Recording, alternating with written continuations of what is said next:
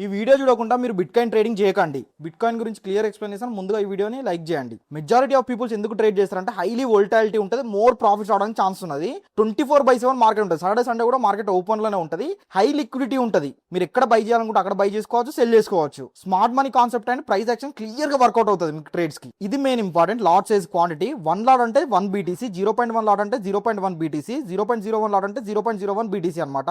Small lot తీసుకుంటే లో risk ఉంటుంది, బిగ్ లాట్ తీసుకుంటే హై రిస్క్ ఉంటుంది. ప్రాఫిట్ అండ్ లాస్ ఎట్లా వస్తుంది అంటే 70,000 దగ్గర మీరు బై చేశారా, 71,000 దగ్గర దాకా పోయింది. 0.01 లాట్తోనే మీకు $10 ప్రాఫిట్ వచ్చినట్టు అనమాట.